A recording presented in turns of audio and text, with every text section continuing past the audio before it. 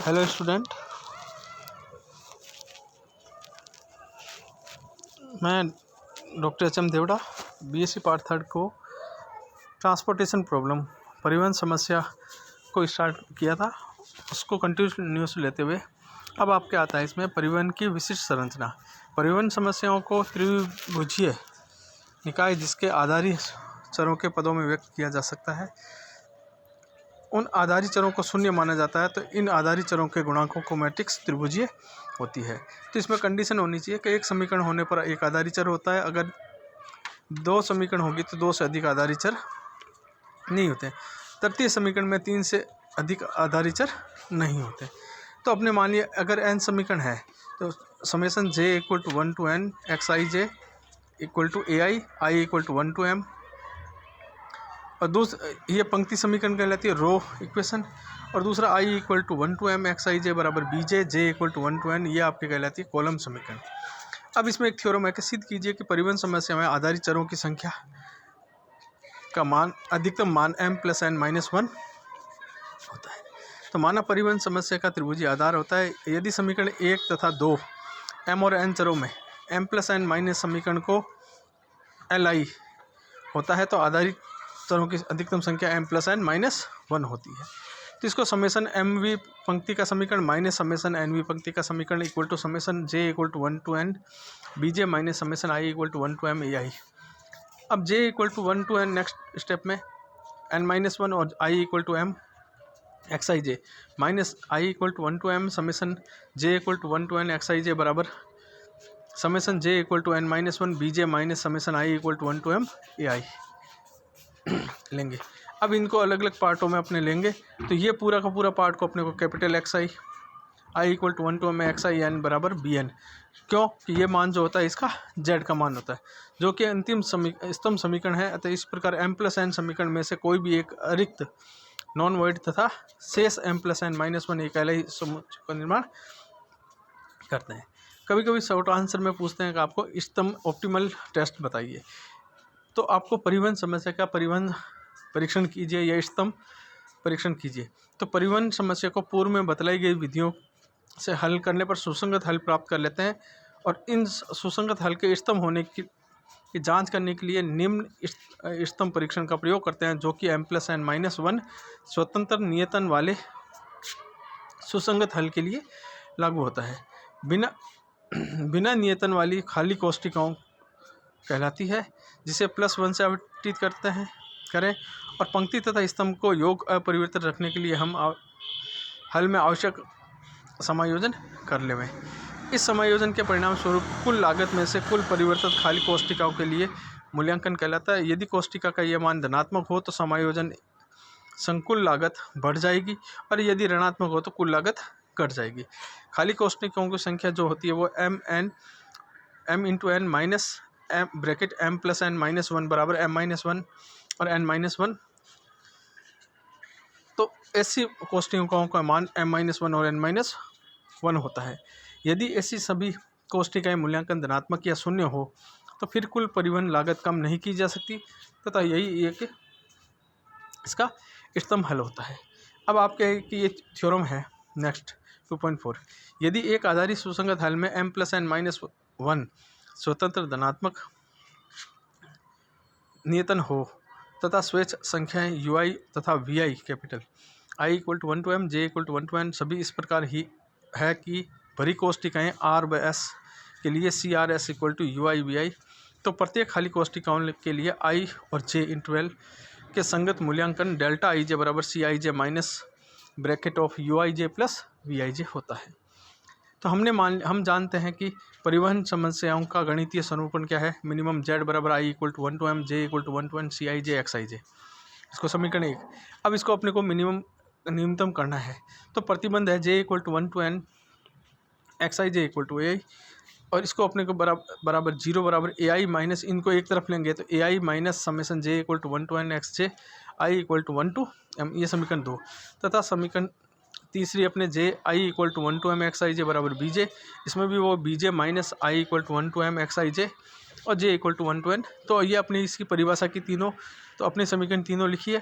अब 1 + 2 into summation i equal to 1 to m ui plus 3 को multiply करना j equal to 1 to n vj करने पर, तो z इक्वल टू क्या हो जाएगा आपके summation i equal to 1 to m summation i equal to j equal to 1 to n cij xij plus summation i equal to 1 to n ui bracket में ai minus summation j equal to 1 to n xij plus j equal to 1 to n bj bracket में bj minus summation i equal to 1 to m xij।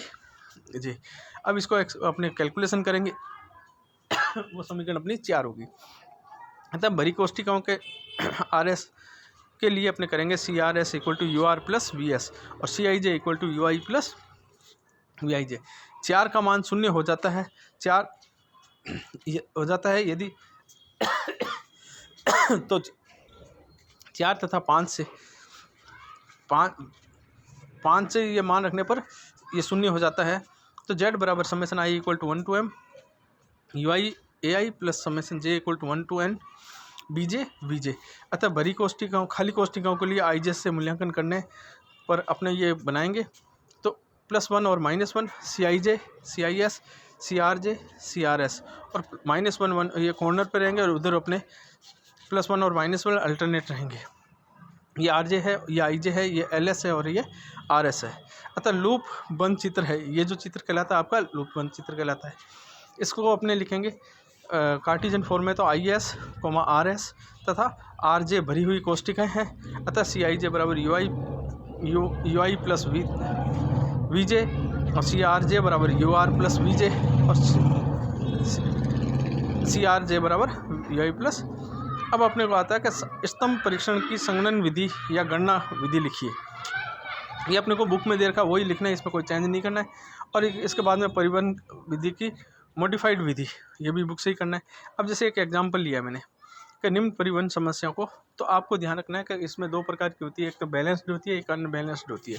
Balance का मतलब ये होता है कि इसके जो टोटल लास्ट में दे रखा होता है, जैसे इसमें अब दे रखा है D1 D2 D3 D4 और O1 O2 O3, तो अपने D1 का जो इस कॉलम का सम, D2 कॉलम का सम, D3 कॉलम का सम और D4 कॉलम का सम, इसी प्रकार O1 रो का सम, O2 रो का सम और O3 रो का सम, इन तीनों का सम करेंगे और इधर D1 plus D2 plus D3 plus summation of D1 plus summation of D2 plus summation of D3 plus summation of D4, इनका मान अगर दोनों के बराबर आ रहा है तो ये कहलाती है बैलेंस प्रॉब्लम। और इसमें अगर मान बराबर नहीं आ रहा तो ये कहलाती है आपके अनबैलेंस्ड। तो अपने ये बैलेंस्ड है।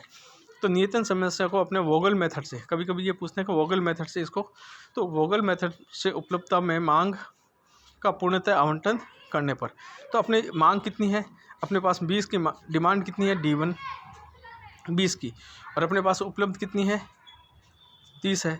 तो अपने पहले कर दिया 10, फिर 10 20 कर दिया, फिर नेक्स्ट में अपने इस हिसाब से तो इसको आवंटन करना है। ये आवंटन अपने हिसाब से करना है कि इसमें कितने इसमें कर सकते हैं और कुल लागत कितनी होगी 20 × 1 ब्रैकेट में 1 क्यों है, क्योंकि अपने के पास एक ही है ये। तो 20 × 1 plus 10 × 10 1 plus 20 × 3 plus 20 × 2 plus 10 × 1 plus 20 × 1, total कितना आ गया 180 रुपये। अब इसका ऑप्टिमल टेस्ट करना है। तो O1 का सारणी में m बराबर 3 n बराबर 4 हो तो सूत्र m प्लस n माइनस 1, तो 4 प्लस 3 माइनस 1 7 माइनस 1 6 स्वतंत्र नियतन प्राप्त होते हैं। अतः परीक्षण की प्रथम जो पंक्ति है वो ये प्रथम शर्त को संतुष्ट करना है। OT2 का मतलब हो गया ऑप्टिमल का टेस्ट का सेकंड पॉइंट। बड़ी कोष्टिकाओं के लिए UI का मान 1 और 2 I इक्वल टू 1 to 3 है और VJ का मान अपने J इक्वल टू 1 to 4 है। याद करने के लिए अधिकतम निर्दिष्टीकरण द्वितीय पंक्ति लेते हैं जहाँ पे अधिकतम अपने नियतन 3 है। तो हमने मान लिया इसमें U1 इक्वल टू 0, तो बड़ी कोष्टिकाओं में 2 के लिए सूत्र अपने हो जाएगा CIJ बराबर UI प्लस VJ। तो C1 C2 to U2 plus V2, तो 3 बराबर 0 प्लस V2, तो V2 का मान आ गया 3। C23 बराबर U2 प्लस V3, फिर तो इसमें अपने मान रखेंगे तो अपने V3 का मान आ गया, इसी टाइप V4 का मान आ गया, फिर अपने U1 का मान आ गया। तो ये मान जो आगे और C2 13 का निकाले तो इसमें अपने को 4 × 3 है, तो अपने इन सब की वैल्यू निकालेंगे। अब बड़ी कोष्टिकाओं में इनके मान पुट करेंगे तो अब अपने OT3 करना है। तो रिक्त कोष्टिकाओं का मूल्यांकन करना है। तो रिक्त कोष्टिकाओं के लिए लागत मैट्रिक्स या कॉस्ट मैट्रिक्स अपने CIJ बराबर जो अपने पास रिक्त है उनको अपने जैसे लिया है। इसी प्रकार रिक्त कोष्टिकाओं का UI प्लस VJ मैट्रिक्स। तो इष्टतम हल है तो रिक्त कोष्टिकाओं में सूत्र DIJ बराबर CIJ minus UI plus VJ। अब DIJ बराबर तो CIJ का मान निकाला है, UIJ प्लस VIJ का मान निकाला है, इन दोनों का डिफरेंस करेंगे। सभी रिक्त कोष्टिकाओं का मूल्यांकन धनात्मक है, अतः हल कौन सा हो गया, इष्टतम हो गया। अगर ऋणात्मक आता है तो इसको अपने को कन्वर्ट करना पड़ेगा। तो इस प्रकार अपने ये पार्ट करना है। Thank you.